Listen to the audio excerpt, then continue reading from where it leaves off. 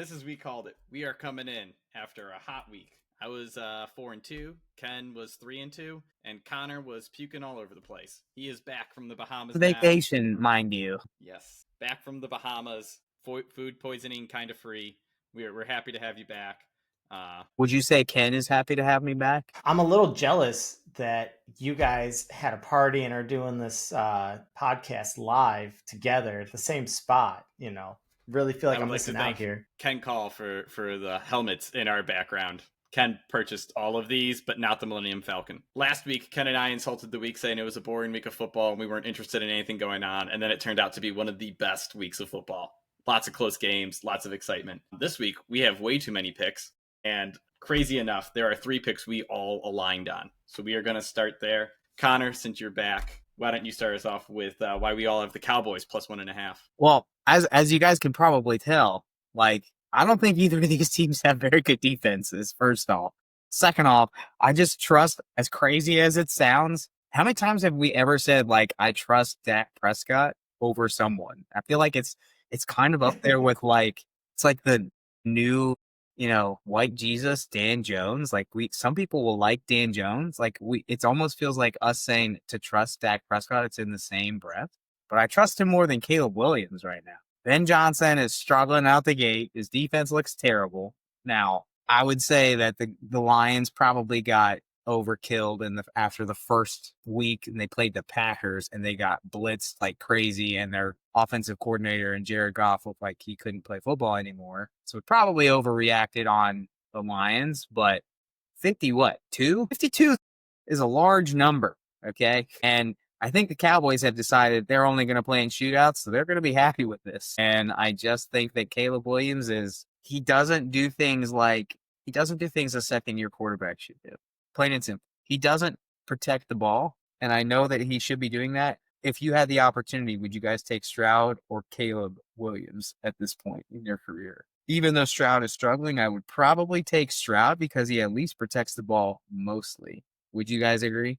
Now, put them behind the same offensive line, I have a feeling I would still take Stroud. I think it's very close at this point. Because, I was all in on Stroud, and he keeps breaking my heart, but I still think Caleb Williams can't play in a drop-back offense. It's pretty embarrassing. I think it's just situational. I think if you put CJ Stroud on that Bears team, he looks way better. Nico's a beast, but there's a few more targets on the Bears offense, and they've really good defense. Obviously, they're missing a line, but I think it's CJ Stroud by a mile. Yeah, and so my point is, Cowboys are getting points here. I'm shocked to see the Bears getting any points at all. And I get it. The Cowboys have a terrible defense. But hey, Jerry got some picks for him, even though it was the same amount as they got for Jamal Blitzboy Adams that when he went from the Jets to the Seahawks. But yeah, other than that, in my opinion, I just think that this is very plainly going to be probably a shootout, and I think that Dak wins it. I don't know if Caleb can keep up. Do you guys agree that Caleb can? I don't know if he can truly keep up without throwing it to the other team. Well, Jalen Johnson, I think he's on the IR for the rest of the year now, and absolute stud corner who would be responsible either for George Pickens or CeeDee Lamb. So the coverage is now ruined for the Bears, which was already atrocious, right? They're already having their troubles. I just can't imagine a game where CeeDee Lamb and George Pickens aren't just feasting 80-plus yards for both and 2 or 3 touchdowns between the two of them, because they're just going to do whatever they want against this joke of a Bears defense. Weren't they supposed to be sweet, by the way? Weren't the Bears defense supposed to they were supposed to be very above average? But yeah, Jalen Johnson, by the way, there's top number 1 corners out indefinitely, tore his groin. So that tells you anything, that they're going to be even worse. He hasn't played very much this year, but he's been sitting. So Ken? Yeah, the Bears defense. Now they played J.J. McCarthy in the first game, so who knows what's actually going on there. But I don't think the Bears defense is as bad as they looked last week, because I don't think anyone's that bad. But I think that this is going to be that it'll be enough to. I think that the Cowboys are going to get out to a lead and kind of do more of a coast type of thing. Javonte Williams has looked like the ground and pound type of running back that he showed flashes of with Denver before his injury, just enough to really, I think, just slow the game down in the second half. I'm taking the Cowboys, but I also like the under because I just don't think the Bears can keep up.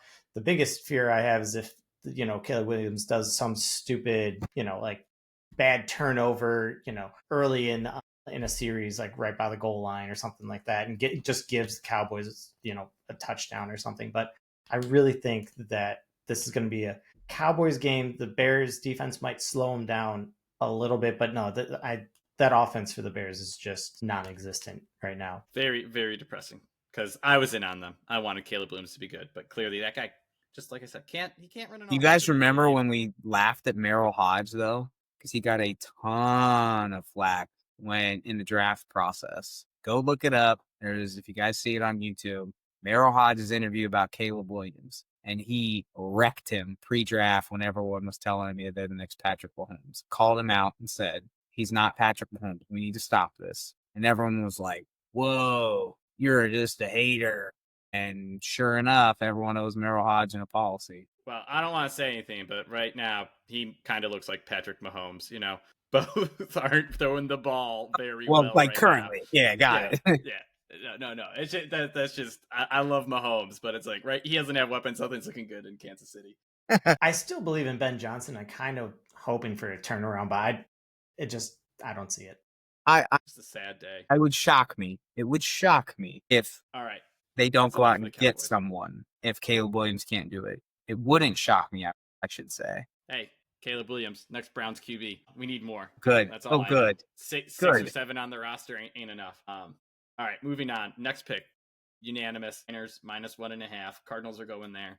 And let me say, the Cardinals have had a blessing and have nearly thrown it away each of the last 2 weeks. They played the Saints, and the Saints marched down and nearly scored. Juwan Johnson, I think, had a ball, hit his hands, and dropped it. And then the Panthers recovered an onside kick. And then, Bryce Young turned back into Bryce Young, and they lost the game.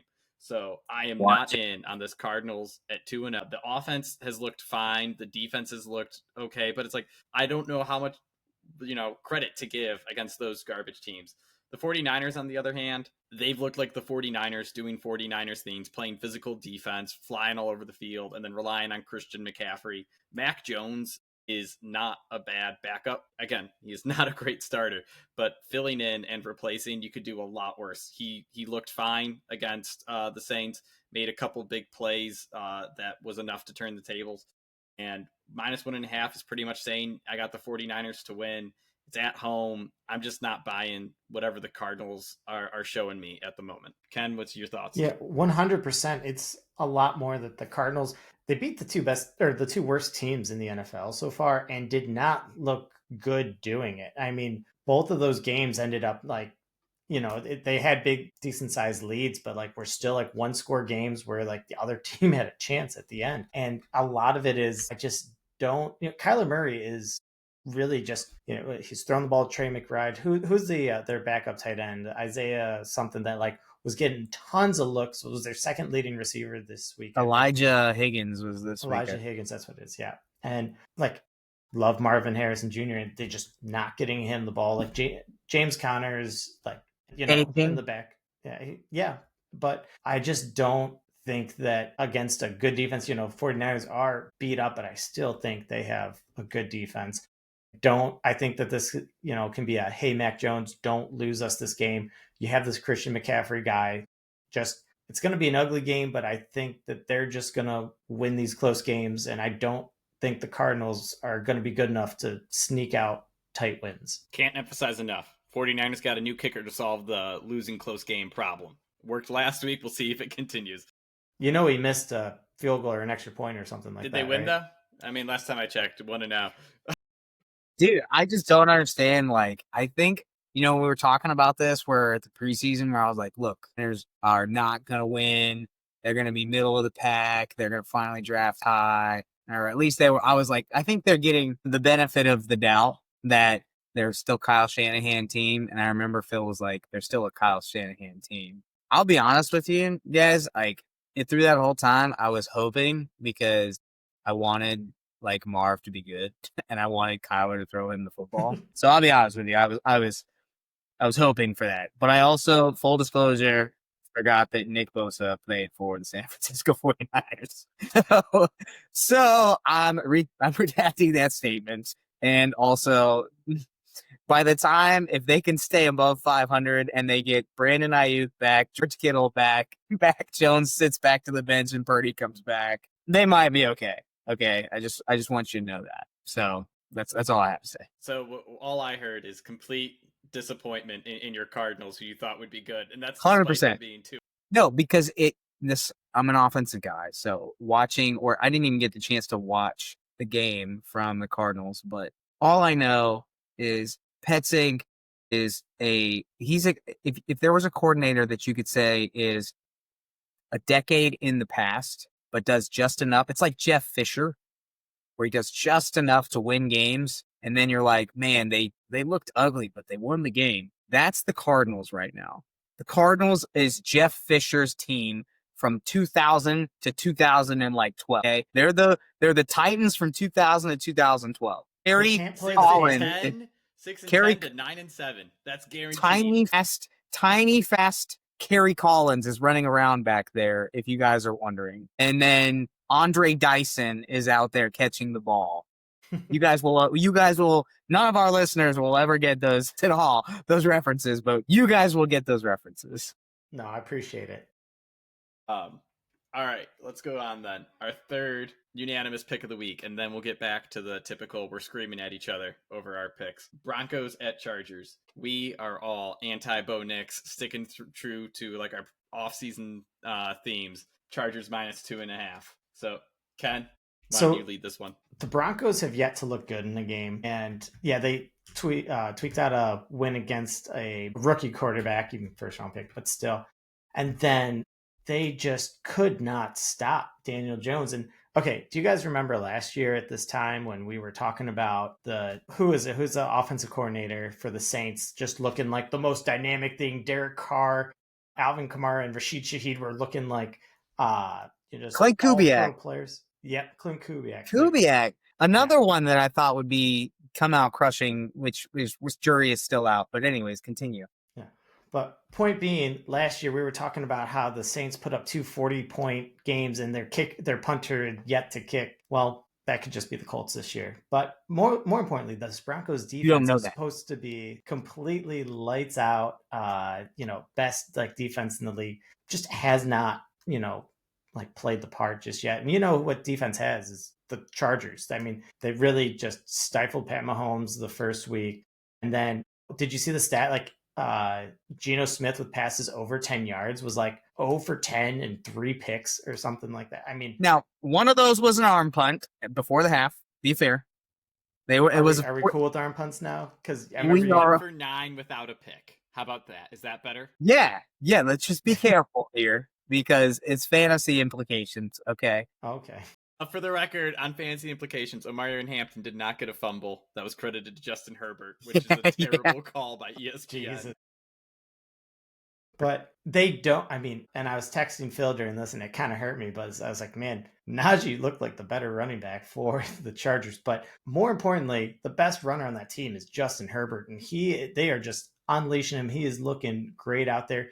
Turns out all you need is Ladd McConkey, Keenan Allen, and Quentin Johnson to only get the ball a couple times a game. Man, their offense just is absolutely clicking. I don't think that the Broncos defense can keep up, and I really don't think that Bo Nix is going to be able to move the ball on this Chargers team. I did put the under as well because I think that this is going to be another game where the Chargers take a lead and they just sit on it. They look like one of the best teams, not the most exciting team to watch, but it looks like one of the best teams in the AFC. Connor, I'll let you go because I have a lot to say that I'll get out quickly after you. For the Chargers? For the Chargers. I'm loving them. Okay, I didn't know if you were just going to go off on the Raiders, but okay. No, it's just interesting because we have been duped, especially Phillip has been duped into believing that the Chargers want to run the ball. That's just not the case. I bet you that's where he's going, which number one, he's going to say, here, let me just give you tomorrow's news today in 5 minutes, which is Najee is better than Omarion. I wasn't right or I wasn't wrong. I was just early. And then he's going to say, Greg Roman's playing. He's going to do the Charlie Brown. I'm going to run the ball a bunch for the next 5 games because that's how I am. I got you guys. And he's going to say, Herbie's always been great, but this isn't sustainable. And they're going to have to be more balanced, blah, blah, blah. How'd I do, Phil? Can't wait. How'd I do? You're close. So here's the highlights. Here's the highlights. I was all in on Amari and Hampton because you guys convinced me Najee can't see. Dead wrong. Amari and Hampton looks like the most vanilla running back in the NFL. Baloney. 2, I don't know if Najee Harris is good. I don't care. Justin Herbert, MVP. I think he's really building that case. I could see the Chargers going 14-3 and him winning it. Two or three touchdowns a game, completely carrying the offense. And then the point I want to make most is everyone was all high on the Broncos because they said, "Oh, look at this, their O-line's pretty good, their defense is good, they have a good complete team, and Bo Nix was adequate enough." Guess what? Offensive line and defensive play is the most volatile year to year. Everyone bought into it, and now you see the defense regressing, getting smoked by Dan Jones, who couldn't throw the ball. They ran on their final drive. They ran the ball 3 times with Jonathan Taylor to get into 60-yard field goal range. And now I know all the questionable flag and stuff, but like they still blew it because on a must score, the Broncos lined up, the Colts lined up and ran it down their throat, and they couldn't do anything about it. So I'm just all in on Justin Herbert. I think MVP is coming if he keeps it up, obviously. I do like the Broncos though. I will say I like the Broncos. I think What do they're you like about them? Dead serious. Pat's retaining number.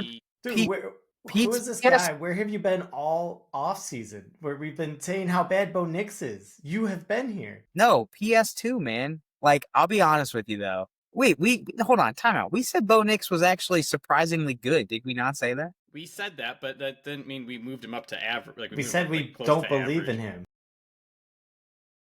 I think there is a case for a regression, but he looked good this past game. I mean, at least he did. He looked god awful in week 1, but he looked better this game. I think I'm a little bit surprised that they are, I don't know, they seem a little bit more vanilla than like Sean Payton in the past. Like, Sean Payton is a gotcha coach. He wants to be smarter. He's like the good version of like Arthur Smith, but like with passing games, where he like wants to be smarter than ever. He wants to outsmart you, but he's like actually good at it. Arthur Smith isn't good at it. So I'm surprised to see that Sean Payton hasn't done things that are kind of a little bit unorthodox. I mean, he did the whole thing. He's kind of like running the ball with J.K. Dobbins and kind of expecting his defense to do well. And then they've kind of been spotty. I mean, PS2, nobody throws at him. Okay. So outside of him, I would say I've been a little bit unimpressed with the Broncos defense. Like I said, defensive play is volatile year to year, and everyone bought in. Like, this team has no flaws. It's a perfectly above average to above average. It's like, I'm not sure who you were listening to that said no flaws, but like it wasn't us. Okay. I agree. I'm just letting you know other people that have more viewers than us. 3. Oh. Or all of them. Anyways, okay, there are people with 0 viewers. We're doing great out here. Sure. Anyways. All right, that's enough of Chargers talk. Again, all on the Cowboys plus 1.5, 49ers minus 1.5, and Chargers minus 2.5. We're all going to look really silly or really smart next week. Moving on to other picks. Ken, Jaguars, Texans. You have Texans plus 1.5. I was on them first 2 weeks. They broke my heart. Trevor Lawrence was embarrassingly bad trying to get his receivers killed. You have Texans plus 1.5. I had to stay away. Why are you on it? This is called trend betting, and Phil has stopped betting the Texans, which means it's time to jump on. That's right. That's a good. I may have to pick them now. The best group on that field is going to be the Texans defense. I think that the Jaguars, they had that real like funky game with the Panthers with a huge like rain delay. And I mean, still definitely a lot of growing pains, you know. It doesn't even look like their coach likes their quarterback at this point. You know, I do like the fact that ETN actually looks like a running back again, which is kind of cool. But this is a game where I just think that the Texans show that they're like a borderline playoff team. It's like they just haven't quite seen it yet. Their lack of a run game is really just killing them. I'm sorry. I watched Nick Chubb run, and as a Browns fan, it's tough to say, but he's not it. He doesn't have it anymore. And I just think that this offense is only going to like continue to get better as like the receiving core like eventually gets healthier. CJ Stroud's going to like hit a stride. I think Nico Collins is that good, but in the meantime, their defense is going to shut down Trevor Lawrence. He's going to make an untimely turnover. And I think that they are just too good to go on. Yeah, like I said, I would be in on this with you had I not been burned twice and watched that last drive last night against the Buccaneers. Really broke my heart. We're going to jump over to the other AFC South matchup where Connor, I believe week 1, you were like all in on the Dolphins over Danny Dimes. And 2 weeks later, here you are, buying in to This is Daniel Dimes. this is what happens when you get new information. You don't just say, "Look, I'm stubborn, I'm sticking to it." Like, we get new information and we develop. And then another thing, honest to God, forgot that Danny Dimes played for Kevin O'Connell last year. Okay, guys, you guys forget that, but he did learn some things over there in Minnesota, and then clearly learned how to play the football quarterback position. Okay. I just am going to bring up that you picked the Dolphins in week 1 for the rest of the year. Yeah. Well, then I also remembered Mike McDaniel, honest to God, forgot that he was the head coach of the Dolphins. All right, I'm just kidding. I remembered that part because I think I referenced it. But anyways, back to week 3. Back to week 3. Did you guys have you seen some of just Danny Dimes' efficiency metrics? Like, the guy is off the charts. I think he's like a top 5, in every statistical category right now. Completion percentages, quick release, yards per attempt. Like, this guy is it's crazy to me. And we're all sitting here going, dang, why can't he do that with JJ right now? Why can't Kevin O'Connell do that with JJ right now? I think people are betting on that. And then also people forget that JJ is in his second start ever. So let's table that one for a minute since we're talking about Danny Dimes. But this is a total shock, an absolute shock. I also saw some cut-ups of love him, wish he would have stayed with the Bengals, but Lou Anarumo, who is they call him the mad scientist, that was the defensive coordinator for the Bengals that went over there. People thought it was kind of a controversial pick. Mind you, 2 years ago, when the Bengals made that, they should have been in the this would have been when they were in the playoffs. Joe Burrow and them, I think, what they win? The first round, maybe? They won a game in the playoffs, and then Lou Anarumo was up for head coaching positions. Their defensive, everyone forgets that exclusively because last year they were terrible out the gate. And again, mind you, he's doing more with less in Cincinnati because of how little they freaking pay anybody on the defensive side. They gave Trey Hendrickson basically a walk-off deal. They said, "Look, we're giving you basically a glorified 1-year deal for this next year because we ain't paying you. Good luck." I think Lou Anarumo gets a little bit of credit here, and I also think that Steichen maybe if he continues this way, he made the call not to play AR. He knew his job was on the line. It's looking to be okay. If he starts out 3-0, woof. So Anarumo versus Cam Ward is going to be a fun one because I think he's going to mess around with it. It's going to be like Todd Bowles messing around with CJ Stroud last night. So I gotta say, the Titans aren't good. I love. Yeah, that's the other part. They're not good. I love watching them every week though. They are such a feisty, competitive team that is going to lose by 2 touchdowns. But I can't bet against them because I like them too much. But to your point, I forget Lou Anarumo's coaching the Colts, and Shane Steichen is just brilliant. So just all things you forget when you realize these guys have terrible talent, and then you give them real players that should be in the NFL instead of AR and the Bengals D. Listen, man, just showing out. I said all of the analysis that I said about the Finns, I meant for the Colts. Okay, that's what it meant. Okay, all right. No, I just completely agree. Where the Titans just look like a bad team with a quarterback that has potential. Cam Ward, he's making some plays. He's definitely got some rookie in him, but every once in a while, it's he says throwing in these good strikes, and it's oh yeah, by the way, that receiver dropped it because of course he did, or the receiver broke the wrong way, and it's oh yep, that one's not on him, and yeah, that's it.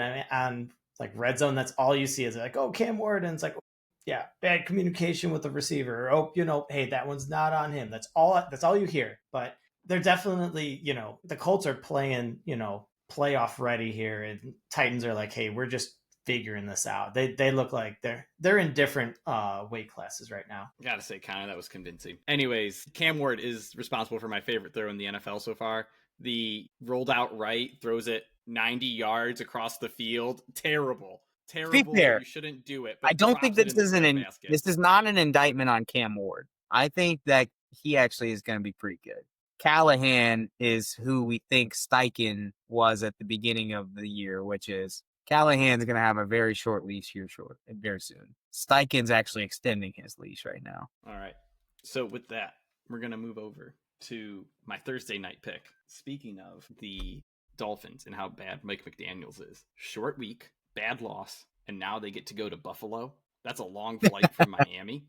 And the Buffalo Bills love to stomp on people's throats. I think Josh Allen is going to come out and just completely bully ball the Dolphins. And I think their fast, quick, twitchy offense isn't going to do anything. The they look good against the Patriots. The Patriots made Geno Smith throw for 350 plus yards or something like that. I mean, Jacoby Myers and Brock Bowers is great, but like they're both putting up 100 plus yards. That's not happening. I think the Bills are going to show up. I think they're going to take care of business. I think Thursday night's going to be a crappy game to watch, but the Bills will be winning 30-0 by halftime. So this is an easy one.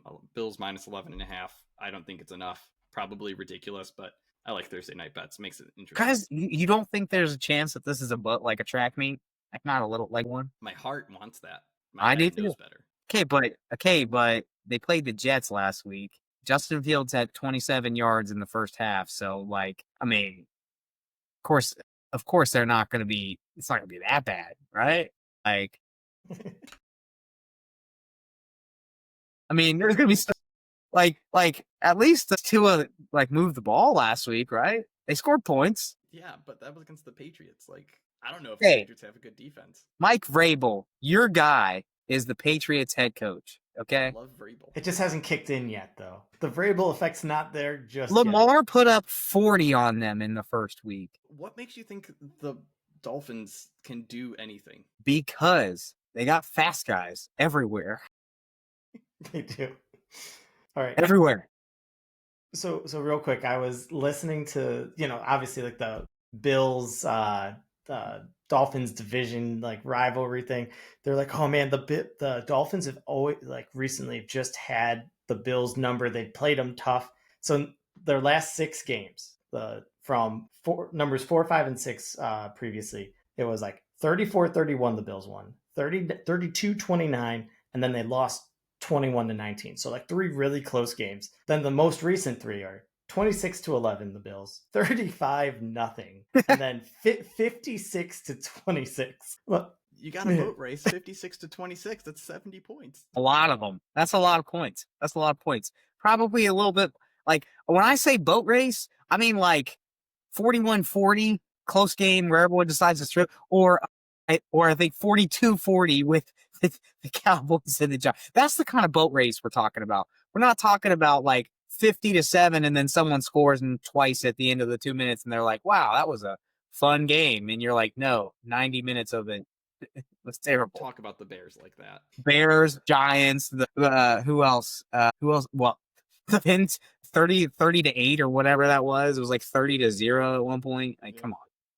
Yeah. All right. Well, just real quick, do you guys think that like week 3, or I guess going into week 4, after like a long break, like do you think it's just like too early to fire McDaniels or what? I think what you'll see happen, I think they'll fire McDaniels if he goes 0-4, I think there's a real chance that they start trying to Tyreek and McDaniels at the same time. I think they'll fire him. If he goes 0-3, I think the seat gets hot.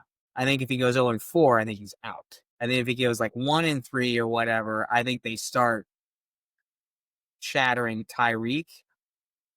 Probably here over the next. If they go 0-3, they're chattering Tyreek, and then I think if they lose another one, both are gone. I think McDaniels goes by after week 4, and I think Tyreek is not much further afterwards. That's so my interested thought. if Tyreek goes back to Kansas City. Like I think that'd be fun. Then your boy Patrick Mahomes might be able to, I don't know, figure out a way to throw the ball to him again, and then be like, "Wow, I know how to do this."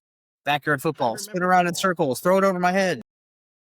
Travis Kelce, 1,000 yards again because Tyreek makes it open. Yeah, 1,000 yards and then 10 drops to the other team. So I don't think he has a long leash at all because I think the locker room is starting to turn on him. Lose the locker room, comments after the games, guys, like, it's not good. Tua basically not taking a ton of responsibility for the garbage that he's doing. I saw a fun fact, by the way. I did see a fun, interesting kind of comment that someone was like, this was after week 1, and they were like, great, next year's Lions offensive coordinator, Mike McDaniel. I'm like, that would be pretty sick, actually. That would be a cool Yeah. twist. So, yeah. All right.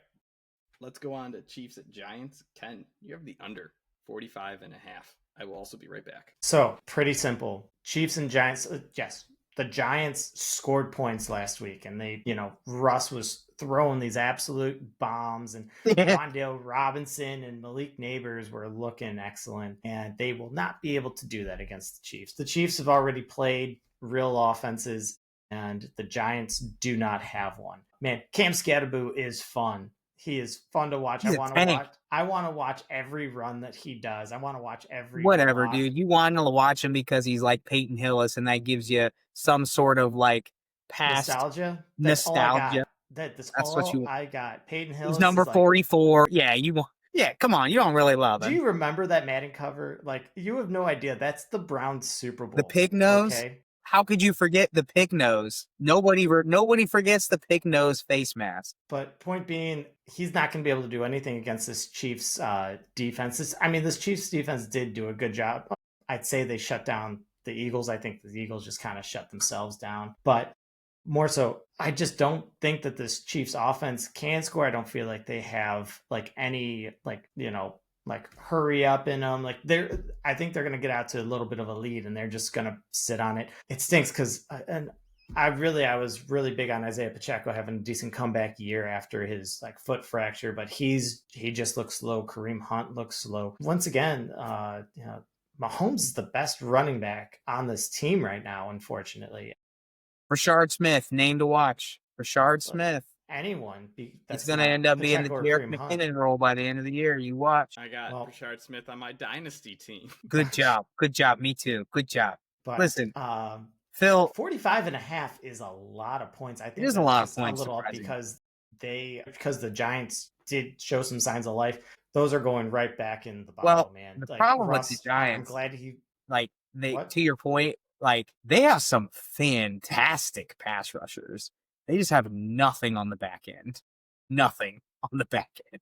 So I think to your point, I think they could give Pat some problems right now if they know that they just get to tee off every play because there's no rushing attack.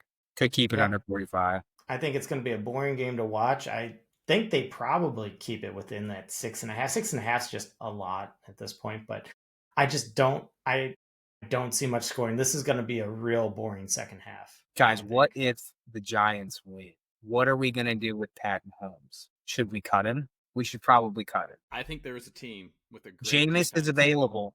Can you imagine Jameis on this team when Rashee Rice and X get back? My Lord. And Mike McDaniel as the offensive coordinator.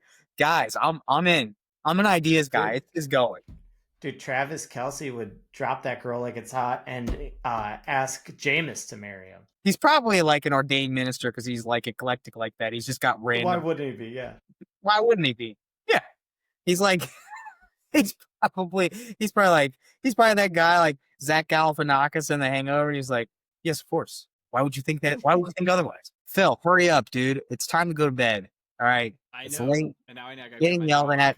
I literally get on here every single time, and I'm like, look, I got yelled at last time. I'm gonna get yelled at again, so you better make it good because it's the Bengals. I was about to say, I need to go get my dog, so you got to give your over pick, and then I'll follow up.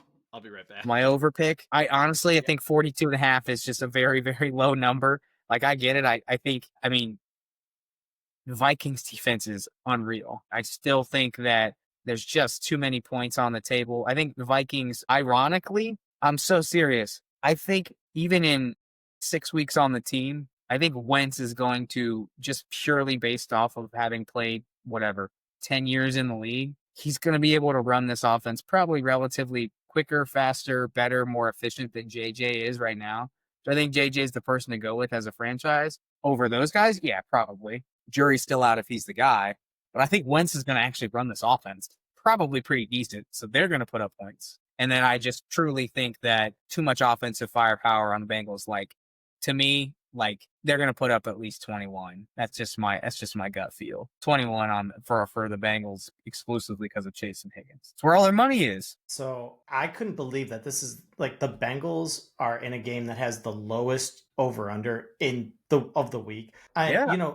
Jake Browning, he does look good, but also the other cool part about him is he's gonna throw a turnover. Yeah. He might give away 7 points. I completely agree. That number is It's just real low. Wow. ridiculously low, in my opinion. They're giving Flores a ton of credit, and they're not giving, which they should. They should. Don't get me wrong. It just in my head, I'm going, damn, like this is crazy to me. They don't trust that Wentz might give points away too. Dude's gonna probably throw a pick six. He gonna throw for no, because the Bengals would have to get the pick six. Well, that's fair. God bless him, man. I'll tell you what, their defensive coordinator is just good for you, man. Your job is just to literally stand there and be like, look, guys, cover 3 or something. I don't know. Just stop the other team and get it back. Just give it back to Joe. I don't know. Just get it back. Okay. Al Golden, former Florida Gator. Al Golden. So I got Bengals plus 3.5 on this. And I just love watching Jake Browning play. I got some Jameis Winston in a man. He chucks like Jameis Winston? Yeah, absolutely. He just chucks it.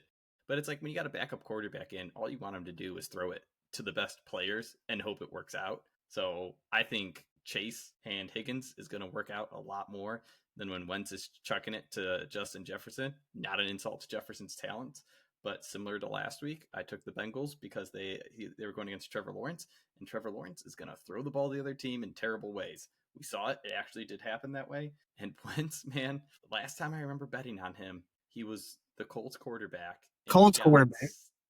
He got sacked and threw a pick like in OT to lose the game. It was the at home. Play. By the way, I remember that bet because dude put up like 21 in the first quarter, and everyone was like, "Whoa!" And they lost like 31-28. It was like, all right, sick, man.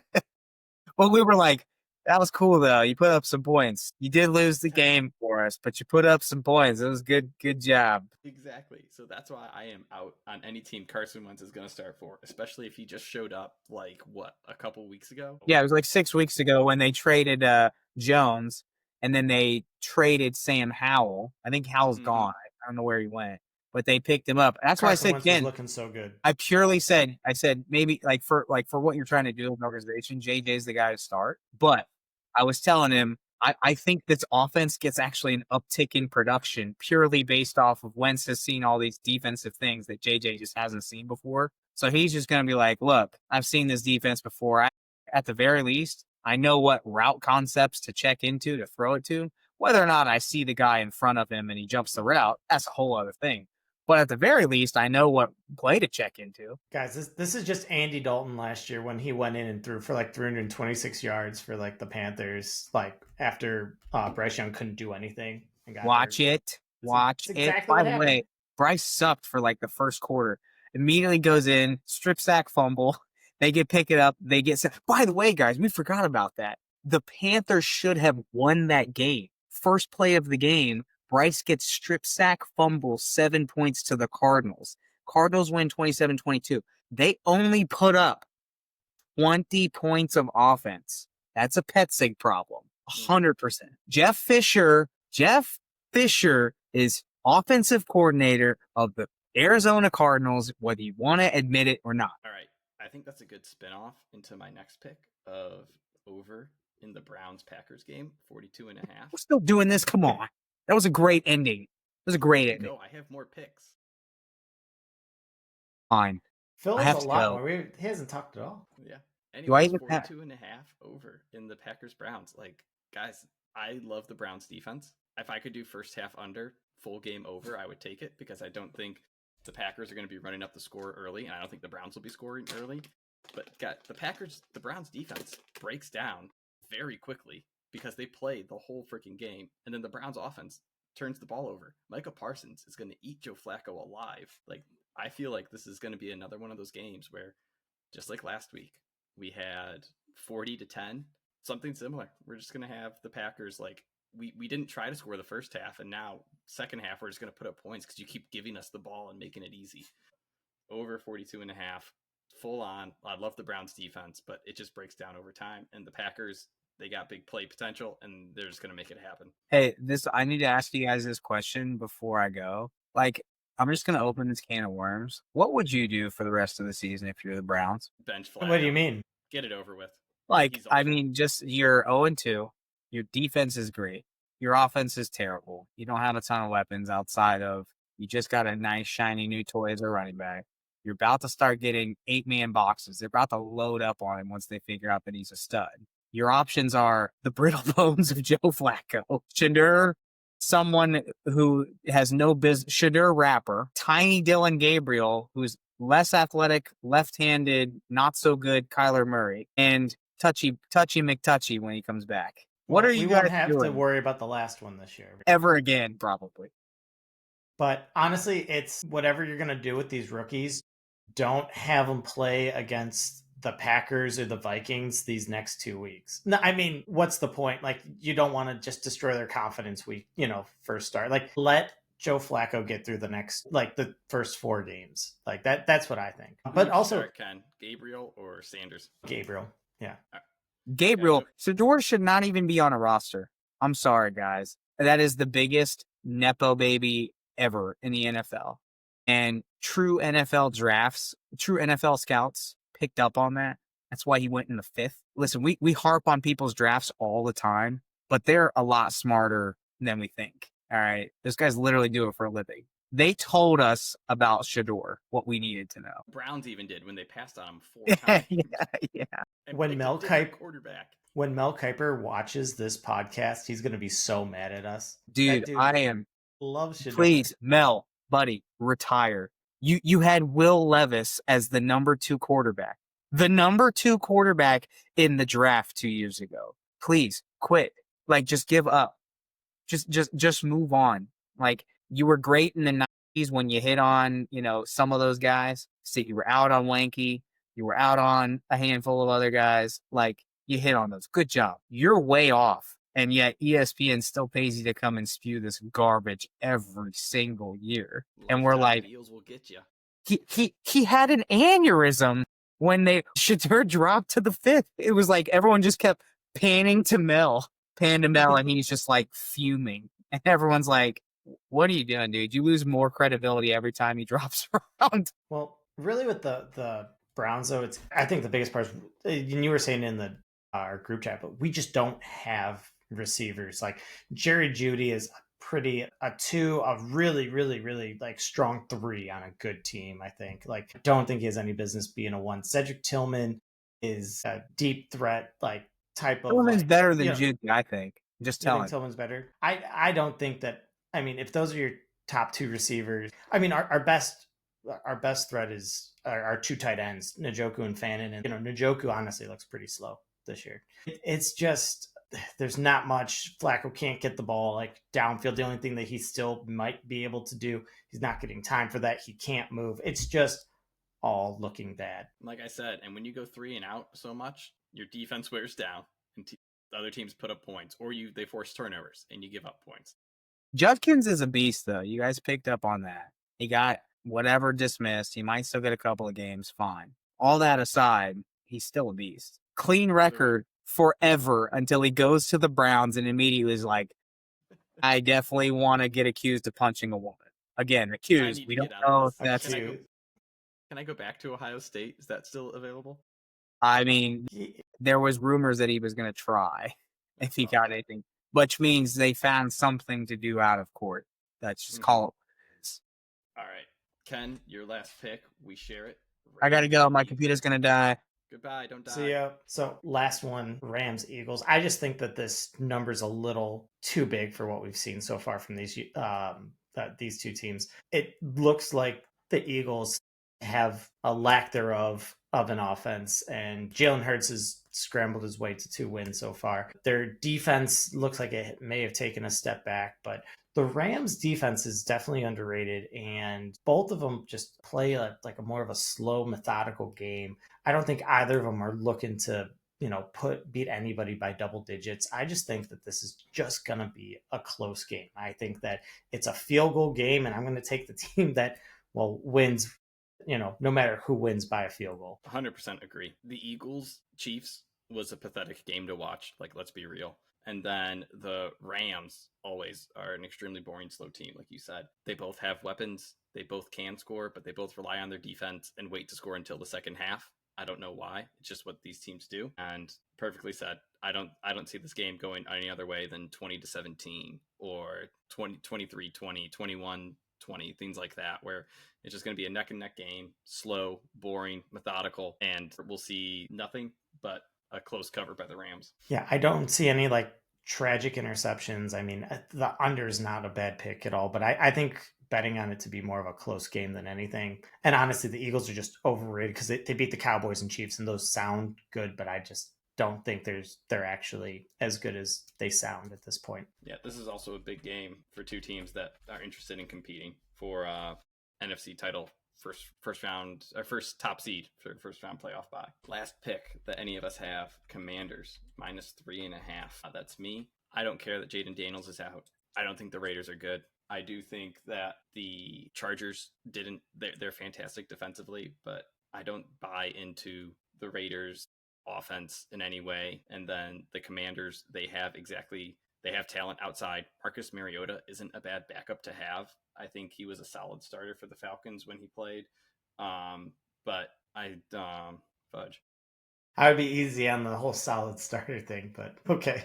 I mean, it was he's a solid spot starter, right? Like filling in, he'll be able to get the ball. Okay. Scary yes. Terry and Debo, who the Raiders do have a good run stopping defense, maybe, if you believe the Chargers have a good run offense. So I think they can absolutely come out and just feed the receivers on the outside, because the Raiders don't have corners, and he's still a mobile quarterback. I know Eckler's out, but I'd like Bill Crocky Merritt to run the ball. I just don't see the Raiders as a good football team, and the Commanders, they looked bad against the Packers. Congratulations. Everyone has looked bad again. The Packers might be the best team in football, or playing the best football in the NFL right now. And they humiliated the Giants, who it turns out that's actually not that too bad. That's not too bad of look after what the Giants did to the Cowboys. And Russell Wilson throwing for 450 yards. So I'm in on the Commanders being able to step up and just stop the Raiders and make them not look good, and then put up enough points to win this thing with, again, a spot starter on the first start is way more valuable than a spot starter on the second or third start. Yeah, I tend to agree with you. I like the number before it was 3.5. I like to better at 3, but it stinks so much. Commanders that, look at them a month ago and you're like, okay, we have Brian Robinson and Austin Eckler as our running backs, but minus those guys, minus Jaden Daniels. I mean, it really is just a lack. I mean, it's just a whole new room. Maybe you see Debo get a few more runs as well, but they still have playmakers. I think that they really went all in. They really improved that defense. No, I think that this is a game where the Commanders have to be well, if we are the cream of the crop NFC teams, we need to be able to beat the Raiders by more than 3. So I like that pick as well. All right. I'm good. We are at our hour. Ken, is there anything you'd like to add? I think the only game... You're rounding up. It's 56 minutes, but that's fine. Yeah, I know, but it takes some time for us to wrap up. The only game I was going to say that has any other interest to me is Lions at Ravens. I don't have a pick on it. It's Monday Night Football. Great game to have for Monday Night Football. Ravens -5.5 and over 52.5. Lions on the road. Man, I could see this. I could see the Ravens stomping them, and the Lions going back to who they were, not at home when they lit up the Bears. Or an actual good football game might come out of this. We'll see. No, I could see this one being similar to the Dolphins Bills, where it's you want to get a fun combination, Bills and Ravens to both win by over 17 or something like that. Yeah, and that's the thing. It's just tons of variability. It's what Lions are we going to get? Are we going to get a road Jared Goff? I really think the Ravens defense is just better than they've been given credit for so far this year. I think that they're, closer to top 5 than they are just generally average. But I think that I think that Ravens offense is just that good. They got stopped by the Browns, but that's just a whole funky situation. And that's a that's a biased opinion, is what no, that's a I mean, it's a inside the division. Like if you're gonna get stopped by like a defense, it's gonna be like a team that sees you all the time. But like, it doesn't matter because they also are like, cool. We don't need to look very good on offense this game because the Browns, you just wait long enough and they'll beat themselves, and that's what happened. The Lions aren't going to do that, but I don't think the Lions are going to be able to keep up with the Ravens. I could see this one being like a 34-14 type of game. Yeah, agreed. So that's it. We're gonna call it. We had too many games to talk about to cover all the other segments we've done. So next week maybe we'll get back to that when we don't have so many picks and strong opinions. Or Connor.